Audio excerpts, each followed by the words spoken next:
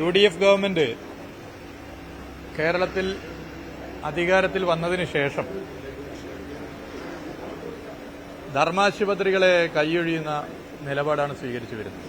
പ്രാഥമിക ആരോഗ്യ കേന്ദ്രം മുതൽ മെഡിക്കൽ കോളേജ് വരെ ഒരു സ്റ്റേറ്റ് ഗവൺമെന്റിൽ നിന്നും ലഭ്യമാകേണ്ട സഹായം ലഭ്യമാകാത്തതിന്റെ ഭാഗമായി ഒരുപാട് പ്രയാസങ്ങൾ അനുഭവിക്കുകയാണ്. ഇതിന്റെ ഇരകളാകുന്നത് സാധാരണ മനുഷ്യരാണ്. സാധാരണ മനുഷ്യർ ഏറ്റവും അധികം വരുന്ന ഒരു ധർമാശുപത്രിയാണ് കോഴിക്കോട് മെഡിക്കൽ കോളേജ്. കേരളത്തിലെ മറ്റേത് ധർമാശുപത്രികളെയും എടുത്ത് പരിശോധിച്ചാൽ വലിയ നിലയിലേക്ക് സാധാരണ മനുഷ്യർ ആശ്രയിക്കുന്ന ധർമാശുപത്രികളിൽ ഒന്നാണ് കോഴിക്കോട് മെഡിക്കൽ കോളേജ്. ആ കോഴിക്കോട് മെഡിക്കൽ കോളേജിന് കഴിഞ്ഞ 10 വർഷം പല നിലയിൽ കേന്ദ്ര സർക്കാരിന്റെ സഹായമില്ലാഞ്ഞിട്ടും ആ പരിമിതിയിൽ നിന്നുകൊണ്ട് ധനസഹായം നൽകി സംരക്ഷിക്കാൻ ഇടതുപക്ഷ ജനാധിപത്യ മുന്നണിയുടെ ഗവൺമെന്റുകൾക്ക് സാധിച്ചിരുന്നു. അത് പൊതുവെ ആളുകൾ അംഗീകരിക്കുകയും ചെയ്ത കാര്യമാണ്. എന്നാൽ UDF ഗവൺമെന്റ് വന്ന് ഈ ചുരുങ്ങിയ മാസത്തിനിടയിൽ കോഴിക്കോട് മെഡിക്കൽ കോളേജിന് നൽകേണ്ട അർഹമായ ഫണ്ട് നൽകാതെ പോയി. ബഡ്ജറ്റിൽ വെട്ടിക്കുറച്ചു, അതല്ലാതെ നൽകേണ്ട ഫണ്ട് നൽകാതെ പോയി. കാരുണ്യ ബെനവലന്റ് ഫണ്ട് KBF നൽകാത്ത സ്ഥിതിയുണ്ടായി. അത് നൽകാത്തതിന്റെ ഭാഗമായി ഗൌരവമേറിയ രോഗത്തിന് ചികിത്സയ്ക്ക് വരുന്നവർ വലിയ തുക നൽകേണ്ട ചില തീരുമാനങ്ങൾ HDSനെ ഉപയോഗിച്ച് സംസ്ഥാന സർക്കാർ എടുക്കുകയുണ്ടായത്. അവിടെ സൌജന്യമായി ലഭിക്കേണ്ട പല മരുന്നും ഇന്ന് മെഡിക്കൽ കോളേജിൽ ലഭിക്കാത്ത സ്ഥിതി വരുന്നു. സംസ്ഥാന സർക്കാർ പണം കൊടുക്കാത്തതിന്റെ ഭാഗമായിട്ടാണ് ഈ മരുന്നുകൾ അവിടെ ലഭ്യമാകാതെ പോകുന്നത്. അതിന്റെ ഭാഗമായി സർക്കാർ ആശുപത്രിയിൽ നിന്നും മെഡിക്കൽ കോളേജിൽ നിന്നും മരുന്ന് കിട്ടാത്തതിന്റെ ഭാഗമായി പുറത്തുനിന്നും മരുന്ന് വാങ്ങാൻ പണമില്ലാതെ പ്രയാസപ്പെടുന്ന ഒരുപാട് രോഗികൾ നമ്മളെ എല്ലാവരെയും ബന്ധപ്പെടുന്നുണ്ട്. ചിലർ പലിശക്ക് പണമെടുത്ത് മരുന്ന് വാങ്ങുന്ന സ്ഥിതി വരുന്നു. ഇത് വലിയ നിലയിൽ ജനങ്ങൾക്കിടയിൽ രോഷം ഉയർന്നു നിൽക്കുന്ന ഘട്ടത്തിലാണ് 14 പരിശോധനകൾക്ക് സൌജന്യമായി നൽകിയിരുന്ന പരിശോധനകൾക്ക് കോഴിക്കോട് മെഡിക്കൽ കോളേജിൽ പണം ഈടാക്കാൻ ജനാധിപത്യ വിരുദ്ധമായി തീരുമാനിച്ചത്. സർക്കാരിന്റെ നിർദ്ദേശത്തിന്റെ ഭാഗമായി സ്ഥലം MLA അധ്യക്ഷത വഹിച്ച യോഗത്തിലാണ് തീരുമാനിച്ചതെന്ന് മനസ്സിലാക്കുന്നു. ഇവിടുത്തെ പ്രബല രാഷ്ട്രീയ പാർട്ടിയായ CPIMന്റെ ജില്ലാ സെക്രട്ടറി ആണ് ആ HDSലെ അംഗം. നിങ്ങൾക്കൊക്കെ അറിയാം, സഖാവ് M മെഹബൂബ്. അദ്ദേഹം ആ യോഗത്തിൽ പങ്കെടുത്തിട്ടില്ല. CPMന്റെ ഒരു പ്രതിനിധിയാണ് യോഗത്തിൽ ഉണ്ടാവേണ്ടത്, യോഗത്തിൽ പങ്കെടുത്തിട്ടില്ല. ജില്ലയിലെ 13 MLAമാരോട് ചർച്ച ചെയ്യണം. മറ്റ് 12 പേരോട് സ്വാഭാവികമായിട്ട് ചർച്ച ചെയ്തിട്ടുണ്ട്. അവരൊക്കെ UDF ആണല്ലോ. എന്നാൽ LDFൽ ഒരു MLA ഉണ്ടല്ലോ. MLA എന്നുള്ള നിലയിൽ എന്നോട് ചർച്ച ചെയ്തിട്ടില്ല. ഇനി മറ്റ് 12 ആളോട് ചർച്ച ചെയ്തില്ലെന്ന് അവരോട് ചോദിക്കണം. 14 ഇനത്തിന് വലിയ നിലയിലേക്ക് പണം ഈടാക്കാൻ തീരുമാനിച്ചു. ഇത് വലിയ ജനരോഷത്തിന് കാരണമായി. DYFI എന്ന യുവജന സംഘടന ശക്തമായി പ്രതികരിച്ചു. അവര് ഉപരോധ സമരം നടത്തി. കൂടുതൽ വിഷയമായപ്പോൾ ഞങ്ങളൊക്കെ അവിടെ പോയിരുന്നു, ചർച്ച ചെയ്തു. അത് തൽക്കാലം മരവിപ്പിച്ചു എന്ന് പറഞ്ഞു. ബാക്കി ജില്ലാ കളക്ടർ മറ്റുള്ളവരൊക്കെ ആയിട്ട് ചർച്ച ചെയ്ത് മുന്നോട്ട് പോകാമെന്നാണ് പറഞ്ഞിരിക്കുന്നത്. ഇതൊരു ഒറ്റപ്പെട്ട സംഭവമായിട്ട് കാണാൻ പറ്റില്ല. ഇത് സ്വകാര്യ മേഖല, ഇപ്പോൾ പ്രത്യേകിച്ച് ആരോഗ്യ മേഖലയിൽ സ്വകാര്യ കുത്തകകൾ കടന്നു വരികയാണ്. പല ആശുപത്രികളും ഇവർ റാഞ്ചുകയാണ്. ഈ നിയമസഭാ തെരഞ്ഞെടുപ്പിൽ UDFന്റെ പല സ്ഥാനാർത്ഥികൾക്കും കോടിക്കണക്കിന് രൂപയാണ് ഈ സ്വകാര്യ കുത്തകകൾ ആരോഗ്യ മേഖലയിൽ ഇടപെടുന്നവർ നൽകിയിട്ടുള്ളത്. അതിന് പ്രത്യുപകാരമായി സാധാരണക്കാരന്റെ ആശ്രയമായ ധർമാശുപത്രികളെ, മെഡിക്കൽ കോളേജിനെ ഒക്കെ തകർക്കാനുള്ള സമീപനമാണ് UDF ഗവൺമെന്റ് സ്വീകരിക്കുന്നത്.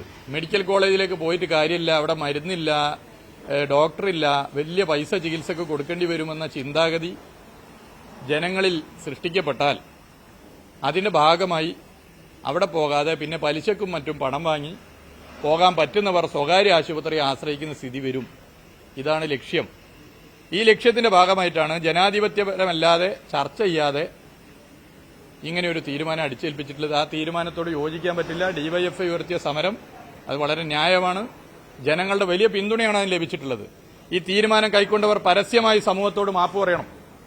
കേരളത്തിന്റെ ആരോഗ്യവകുപ്പും MLAയും മറ്റുള്ളവരും പരസ്യമായി പൊതുസമൂഹത്തോട് മാപ്പ് പറയണം.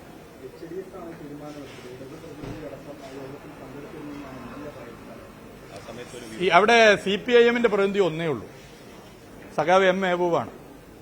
സഖാവ് M മെഹബൂബ് വന്ന് വേറെ എവിടെ ഒരു പ്രോഗ്രാമിലാണ്, അതിൽ പങ്കെടുത്തിട്ടില്ല. അത് നോക്കിയാൽ കാണാൻ പറ്റുമല്ലോ.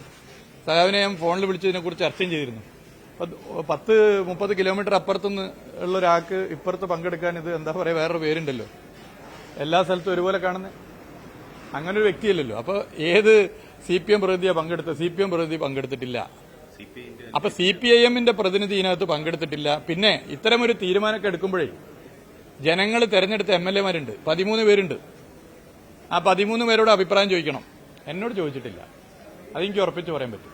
പരിമിതമായ നിരക്കാണ് ഏർപ്പെടുത്തിയിട്ടുള്ളത് എന്നുള്ളതാണ് അല്ല, ഞാൻ പറഞ്ഞല്ലോ, ഇത് എന്ത് താല്പര്യത്തിന്റെ ഭാഗമായിട്ടാണ് സർക്കാർ കോഴിക്കോട് മെഡിക്കൽ കോളേജിന്റെ പ്രത്യേകത എന്താ? കോഴിക്കോട് മെഡിക്കൽ കോളേജിൽ ഒരുപാട് സാധാരണ മനുഷ്യർ ആശ്രയിക്കുന്ന കോളേജാണ്. അവിടെ ഇതുവരെയും ഏർപ്പെടുത്താത്ത ഒരു ഫീസ് ഏർപ്പെടുത്തിയാൽ അത് ജനങ്ങൾ ബുദ്ധിമുട്ടും. ഇന്നലെ തന്നെ നിങ്ങൾ കണ്ടില്ല, സമരസ്ഥലത്ത് വന്നവർ കണ്ടില്ല എന്തൊരു പ്രതികരണ ജനങ്ങൾ നടത്തിയത്, എന്തൊരു ആവേശമായിരുന്നു നിർത്തിവെച്ചു എന്ന് പറഞ്ഞപ്പോൾ. ഇപ്പൊ എല്ലാവർക്കും അറിയുന്നു. അപ്പൊ ഈ സ്വന്തം ഗവൺമെന്റിൽ നിന്നും ലഭിക്കേണ്ട ഫണ്ട് വാങ്ങിയെടുക്കാൻ പറ്റാത്തതിന്റെ പ്രയാസം ജനങ്ങളിൽ തീർക്കാൻ അനുവദിക്കില്ല. അതൊക്കെ UDF ഗവൺമെന്റിൽ നിന്നും പണം വാങ്ങണം.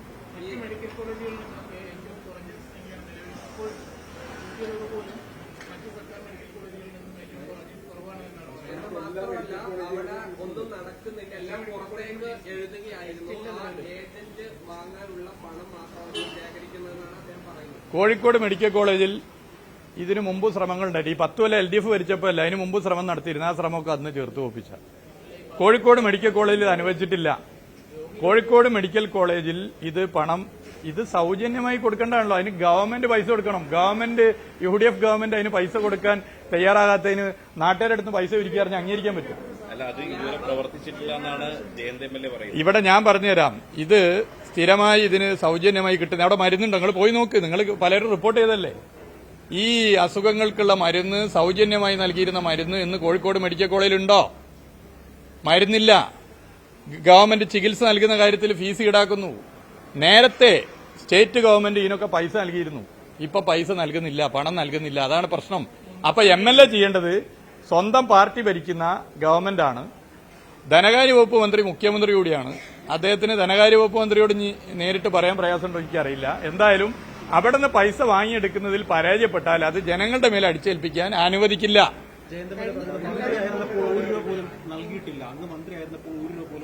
ഞാൻ ആരോഗ്യവകുപ്പ് മന്ത്രിയല്ലായിരുന്നല്ലോ, ഞാൻ പൊതുമരാമത്ത് ടൂറിസം വകുപ്പ് മന്ത്രിയല്ലേ. അല്ല, എന്നാ പിന്നെ 140 MLAമാര് പോരെ മെഡിക്കൽ കോളേജിലും സർക്കാർ ആശുപത്രിയിലും ഫണ്ട് നൽകാൻ? 140 ആരോഗ്യവകുപ്പ് മന്ത്രി വേണോ? നിങ്ങൾ എന്തായി പറയുന്നത്? അല്ല, ആരുണ്ടെങ്കിലും എല്ലാ ജില്ലയിലെ ഓരോ മെഡിക്കൽ കോളേജുള്ള ജില്ലയിലെ നിങ്ങൾ ഓരോ മെഡിക്കൽ കോളേജുള്ള ജില്ലയും പോയി നോക്കുക. അവിടുത്തെ MLAമാര് ഫണ്ട് കൊടുത്തിട്ടാണ് ആശുപത്രി നിൽക്കല്. ഇപ്പോ ഈ ഗവൺമെന്റ് വന്നപ്പോഴും ഒരു പുതിയ ആലോചന വരെ നടത്തിയിട്ടുണ്ട്. എല്ലാ MLAമാരും കൂടി പൈസ കൊടുക്കണം. എല്ലാ MLAമാരും ഒരു കാലത്തും കോഴിക്കോട് മെഡിക്കൽ കോളേജിന് പൈസ കൊടുത്തിട്ടില്ല. മെഡിക്കൽ കോളേജിന് പണം കൊടുക്കേണ്ടത് ആരോഗ്യവകുപ്പാണ്, സ്റ്റേറ്റ് ഗവൺമെന്റാണ്. ആ സ്റ്റേറ്റ് ഗവൺമെന്റ് കോഴിക്കോട് മെഡിക്കൽ കോളേജിനോട് കാണിക്കുന്ന അവഗണന, അതിന് പരിഹാരം കാണാൻ ശക്തമായ നിലപാട് സ്വീകരിക്കാൻ പറ്റാത്തതിന്റെ പ്രശ്നം, നാട്ടിലെ പാവം ജനങ്ങളുടെ പൈസ ഈടാക്കാൻ അവരെ പിഴിയാൻ നോക്കിയാൽ അത് അനുവദിക്കില്ല. നിങ്ങൾക്കിപ്പോ എന്താ വേണ്ടത്? അവിടെ എല്ലായിടത്തും പൈസ ഈടാക്കണോ? അല്ല, പറയ്. അല്ല, ഞാൻ ചോദിക്കട്ടെ. അല്ല, എന്റെ സിമ്പിൾ ക്വസ്റ്റ്യൻ, കോഴിക്കോട് മെഡിക്കൽ കോളേജിൽ ഇതുവരെ പൈസ ഈടാക്കാത്തതിന് മുഴുവനും പൈസ ഈടാക്കാനും അവിടെ സൗജന്യമായി ലഭിച്ചിരുന്ന അല്ലെങ്കിൽ ലഭിച്ചുകൊണ്ടിരുന്ന മരുന്ന് കിട്ടാതിരിക്കലുമല്ലല്ലോ നിങ്ങളുടെ ആഗ്രഹമാണോ? അതല്ല എന്റെ ആഗ്രഹം. പിന്നെ അതിൽ വെറുതെ വർത്താനം പറഞ്ഞിട്ട് കാര്യമുണ്ടോ? കഴിഞ്ഞ സർക്കാരിന്റെ കാലത്ത് ഈ ടെസ്റ്റ് ഒക്കെ നീതി ലാബിനാണ് എഴുതി കൊടുത്തത്. നീതി ലാബിന് കുറെ പണം സർക്കാർ കൊടുക്കാനുണ്ട്. നിങ്ങൾ കഴിഞ്ഞ സർക്കാരിന്റെ കാലത്ത് ഇത് മുടങ്ങിയോ? കഴിഞ്ഞ സർക്കാരിന്റെ കാലത്ത് ഇതിനൊക്കെ പണം ഈടാക്കിയിരുന്നോ? ഈ 14 ടെസ്റ്റിനുൾപ്പെടെ പണം ഈടാക്കിയിട്ടില്ല. പറയട്ടെ. ഇതിനെതിരെ ശബ്ദിക്കുന്നത് ഒരു സംശയം വേണ്ട, സ്വകാര്യ കോർപ്പറേറ്റ് ആരോഗ്യ മേഖലയിൽ ഇടപെടുന്നവരുടെ താല്പര്യത്തിന്റെ ഭാഗമായിട്ടാണ്. UDF MLAമാരുൾപ്പെടെ അതിന്റെ ഭാഗമാണ്. നിങ്ങൾ എങ്ങനെയാണോ എനിക്കറിയില്ല, നിങ്ങൾ മാധ്യമങ്ങൾ എങ്ങനെയാണോ എനിക്കറിയില്ല. പക്ഷേ സ്വകാര്യ ആശുപത്രികൾ കൊഴുത്ത് തടിച്ചു വളരുമ്പോൾ അവരിൽ നിന്നും തെരഞ്ഞെടുപ്പ് ഫണ്ടും മറ്റു ഫണ്ടും വാങ്ങിയ UDF MLAമാർക്കും UDFനും ബാധ്യതയുണ്ടാവും. ഞങ്ങളെ സംബന്ധിച്ചിടത്തോളം ബാധ്യതയില്ല. ഞങ്ങൾ ശക്തമായ നിലപാട് സ്വീകരിക്കും. അവിടെ സൗജന്യമായി നൽകിയിരുന്ന മരുന്ന് സൗജന്യമായി നൽകണം, സൗജന്യമായി നൽകിയിരുന്ന ചികിത്സ സൗജന്യമായി നൽകണം. അതിനൊക്കെ ഫീസ് ഈടാക്കാൻ തീരുമാനിച്ച എന്ത് വർത്താനം പറഞ്ഞിട്ട് കാര്യമില്ല, ഞങ്ങൾ അതിനെ എതിർക്കും. എല്ലാ നിലയിലും ഒക്കെ ഞാൻ പറഞ്ഞല്ലോ, ഇതുവരെയും ആ മെഡിക്കൽ കോളേജിൽ ഫീസ് ഈടാക്കാതെ നടത്തിയ ചികിത്സ അതുപോലെ തുടരണം. ഇതുവരെയും ആ മെഡിക്കൽ കോളേജിൽ നൽകിയിരുന്ന മരുന്ന് നൽകണം. ഇതുവരെ ആ മെഡിക്കൽ കോളേജ് ഈടാക്കിയതുപോലെ മാത്രമേ ഈടാക്കാൻ പാടൂ. ഇതൊരു തീരുമാനമാണ്. ഇതൊക്കെ എല്ലാവർക്കും അറിയുന്ന കാര്യമല്ലേ. ആ നേരം കൊണ്ട് സ്റ്റേറ്റ് ഗവൺമെന്റിന് പൈസ വാങ്ങിയെടുക്കാനുള്ള ഏർപ്പാട് ചെയ്യാം. മുമ്പ് 10 കൊല്ലം കിട്ടിയതുപോലെ കോഴിക്കോട് മെഡിക്കൽ കോളേജിന് ഫണ്ട് വാങ്ങിയെടുക്കാൻ ഇടപെടണം. കോഴിക്കോടിന് മന്ത്രിയില്ല, എന്നാൽ മെഡിക്കൽ കോളേജിലേക്കുള്ള ഫണ്ടെങ്കിലും തന്നൂടെ?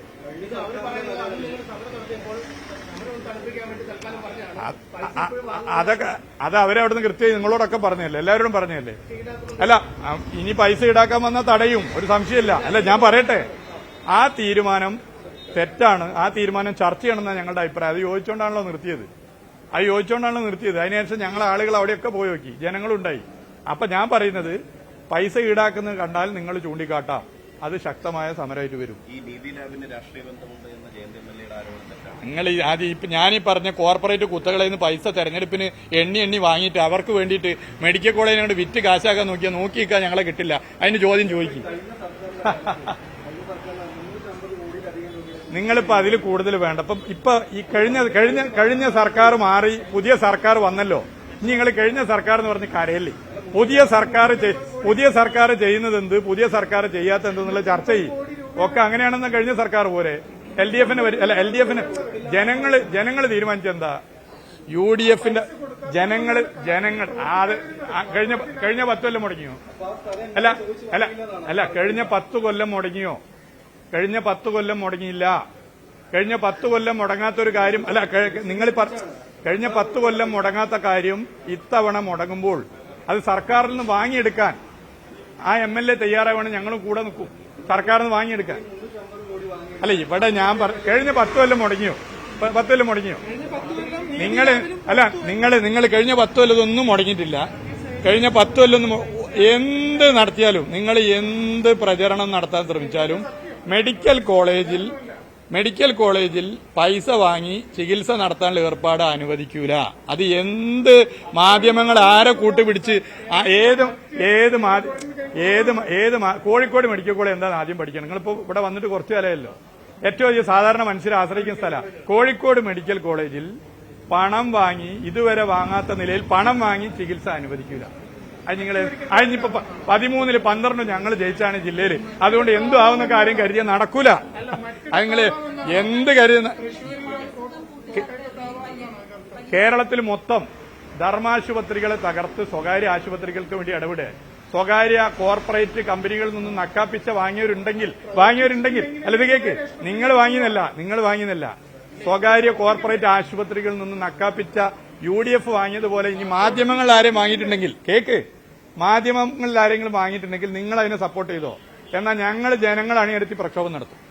ഓക്കെ, നിങ്ങളെ ഉൾപ്പെടെയുള്ള വീടുകളിലുള്ളവർ, നിങ്ങളുടെ അയൽവാസികൾ, നിങ്ങളുടെ ബന്ധുക്കൾ ഉൾപ്പെടെ ആശ്രയിക്കുന്ന ആശുപത്രിയാ. ആ ആശുപത്രിയെ തകർക്കാൻ അനുവദിക്കൂല. അതൊക്കെ തകർക്കുന്നതിന്റെ പിന്നിലുള്ള താല്പര്യം. വേറൊരു ചോദ്യത്തിന് ഇപ്പൊ ഉത്തരമില്ലത് കേൾക്കി. ആ ആശുപത്രിനെ തകർക്കാൻ അനുവദിക്കൂല. ശക്തമായ നിലപാട് സ്വീകരിക്കും. 13-ൽ 12 ആള് ജയിച്ച ജില്ലയാണ്. ഞങ്ങൾ 12 ആളും പൈസ കൊടുക്കാൻ തയ്യാറാണ്. അങ്ങനെ തിരുവനന്തപുരത്ത് മെഡിക്കൽ കോളേജ് ഉണ്ട്. തിരുവനന്തപുരം മെഡിക്കൽ കോളേജ് നിന്ന് പോകുന്നത് എങ്ങനെയാ? അവിടുത്തെ മുഴുവൻ MLA-മാരുടെ പൈസ ഉണ്ടാ? MLA-മാരുടെ പൈസ അതിനുള്ളതാ? ധർമാശുപത്രികൾക്ക് പണം കൊടുക്കേണ്ടത് ആരാ? ആരോഗ്യവകുപ്പാണ്. ആ ആരോഗ്യവകുപ്പ് കൊടുത്തിട്ടില്ലെങ്കിൽ പുതിയൊരു ന്യായം പറയും, MLA-മാര് പൈസ കൊടുക്കും. സ്ഥല MLA കൊടുത്തോട്ടെ. അത് വെച്ചുകൊണ്ടൊരു സർക്കാർ ആശുപത്രിയുടെ പ്രശ്നം പരിഹരിക്കാൻ പറ്റില്ല. ഇവിടെ സ്വകാര്യവൽക്കരണം ആരോഗ്യ മേഖലയിൽ കൊണ്ടുവരുന്നതിന്റെ ഭാഗമായി മെഡിക്കൽ കോളേജിനെ തകർക്കാനുള്ള അജണ്ടയാണ് UDF നടപ്പിലാക്കുന്നത്. തെരഞ്ഞെടുപ്പിന് അതിനുവേണ്ടി പൈസ എണ്ണി വാങ്ങി. അതിന് പ്രത്യുപകാരമാണത്.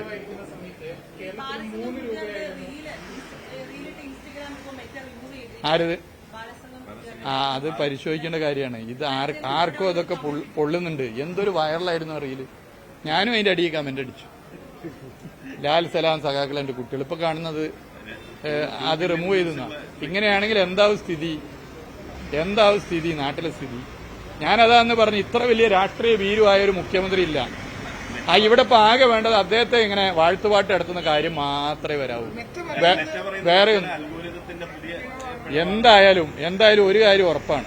ഓരോ പത്രസമ്മേളനത്തിൽ ഓരോന്നല്ലേ പറഞ്ഞത്. MDMA കേസിലെ പ്രതിനെ ആദ്യമായിട്ട് പരിചയപ്പെട്ടത് നവകേരള സദസ്സിനാന്ന് പറഞ്ഞു. അതിന് മുമ്പുള്ള ഫോട്ടോയും വീഡിയോ ഒക്കെ ഇറങ്ങി. മിണ്ടിയിട്ടില്ലല്ലോ.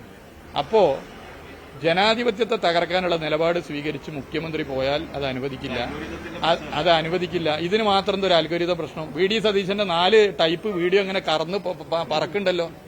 അതിനൊന്നും അൽഗോരിതം ഇല്ലേ? മെറ്റല്ലേ?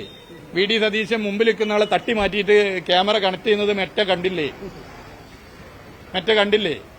14-ാം വയസ്സിൽ പ്രീ ഡിഗ്രിക്ക് ചേർന്ന് തെങ്ങുമേക്കാരിയ കഥ മെറ്റ കണ്ടില്ലേ? ഇത് മാത്രം എന്താ മെറ്റ കാണുന്നത്? അപ്പൊ ഇതൊക്കെ എന്തുകൊണ്ടാ നിങ്ങൾക്ക് അറിയില്ലേ? സംശയല്ലേ? ഇപ്പൊ തന്നെ ധാരാളം. നമുക്ക് സമയമുണ്ടല്ലോ. ഓക്കെ. അല്ല, വന്ദേമാതരത്തിൻ്റെത് അതൊരു രാഷ്ട്രീയ പ്രശ്നമാണ്. അതൊരു മതവർഗീയ പ്രശ്നമല്ല. വന്ദേമാതരത്തിൽ ഒരു ശക്തമായ നിലപാടെടുക്കാൻ UDF ഗവൺമെന്റ് പറ്റുന്നില്ല. ഒരു യഥാർത്ഥ ഹിന്ദു മതവിശ്വാസി ഒരിക്കലും ഒരു സർക്കാർ പരിപാടിയിൽ വന്ദേമാതരം മുഴുവൻ പാടുന്നതിനോട് യോജിക്കില്ല. വന്ദേമാതരത്തിൽ ആദ്യ 2 ഈരടികൾ ജനങ്ങളെ ഒന്നിപ്പിക്കാനാണ്. അത് സ്വാതന്ത്ര്യ സമര പോരാട്ടത്തിനുൾപ്പെടെ ഉപയോഗിച്ചതാണ്.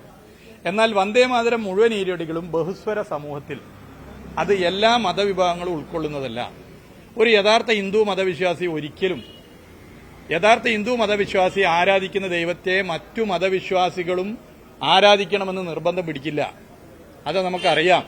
അപ്പൊ അങ്ങനെയുള്ള ഒരു വരികളുള്ള വന്ദേമാതരത്തിന്റെ പൂർണ്ണ രൂപം സർക്കാർ പരിപാടിയിൽ, എല്ലാ മനുഷ്യരുമുള്ള സർക്കാർ പരിപാടിയിൽ പാടുന്നതിനെ ആദ്യം എതിർക്കുക യഥാർത്ഥ ഹിന്ദു മതവിശ്വാസിയാണ്. കാരണം എന്താ അറിയോ? ജനങ്ങളെ ഭിന്നിപ്പിക്കാനാണത്. ജനങ്ങളെ ഒന്നിപ്പിക്കാനാണ് വന്ദേമാതരത്തിന്റെ ആദ്യ 2 ഈരടികളെങ്കിൽ വന്ദേമാതരം മുഴുവൻ പാടണമെന്ന് വാശി പിടിക്കുന്നത് ജനങ്ങളെ ഭിന്നിപ്പിക്കാനാണ്. യഥാർത്ഥ അജണ്ടകളിൽ നിന്നും വഴിമാറ്റാൻ BJP ഉപയോഗിക്കുന്ന തന്ത്രമാണ്.